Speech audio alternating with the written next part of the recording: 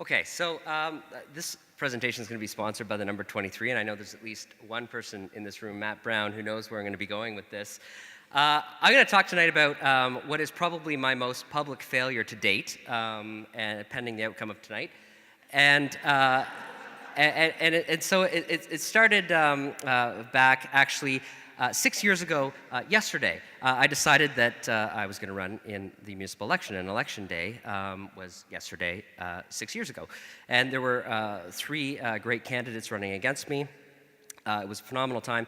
Matt Brown was actually my campaign manager at the time, and when I managed his campaign later, he won by 3,000 votes, and I'll let you know how I did in a minute. So we sat back to watch the results, and oh man, this was not going well. With 23 polls reporting, I had about 12% of the vote and 95 votes, and was completely in last. But as the night went on, it actually started to get a lot better. And so I moved to third, and then second, and then finally, with 43 of 53 polls reporting, I was actually in first, and this was awesome, right? Just like the last presentation. But when those last 10 polls reported, it turned out that I was 23 votes short, and Paul Hubert ended up getting elected. I get along with Paul great, so this is nothing against him. It's funny, though, that when you fail that publicly, the very subtle ways that you get reminded of this. And so I want to thank the Free Press, and you'll get a presentation later on for reminding me. But when Matt and I analyzed the results, it turned out interesting things happened. I won election day with 30% of the vote, but I finished absolutely last in the advanced polls. And so that ended up being a second place by 23. And if you look, that horrible, horrible first slide was they actually count the advanced polls first. So that's why it looked so bad at the start. And like I said, I do want to thank the Free Press. My next slide shows that they worked the 23 votes in just last week. That when they were talking about how great Paul was, that he had won just by 23 votes. I was like, hey, that was me, great. Glad I could participate. So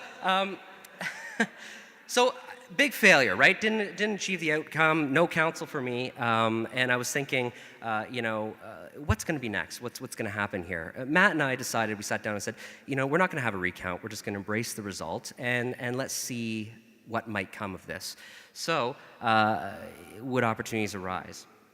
It turns out that losing an election actually isn't a very bad thing at the end of the day if you run a solid, honest campaign on good ideas, because what ended up coming out of that was Paul actually encouraged me to apply and run for the London Public Library Board, which I got appointed to.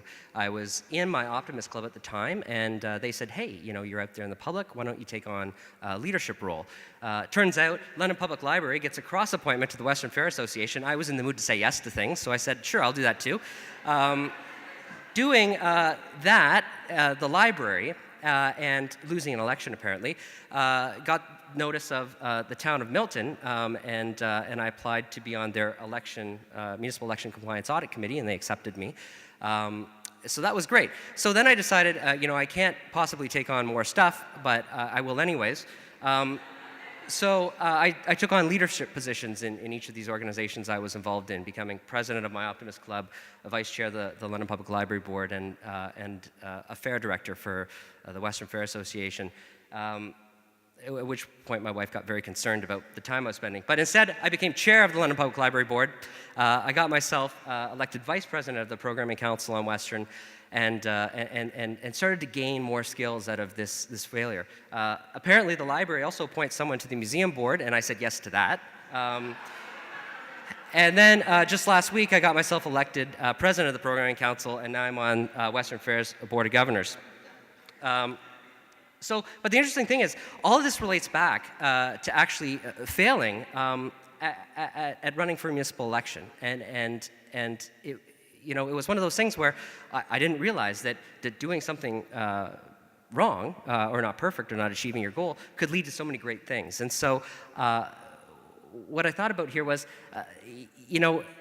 I actually wouldn't be as involved in all the things that I would be if I didn't take a chance, try for something, fail at it, but then take the opportunity to see what would arise from that. And so really that's my message for you today is take your chance. And if you fail, use that failure as a stepping stone towards what new opportunities might arise for you, because there are phenomenal opportunities in this city, and you've got to go out and grab yours. Thank you.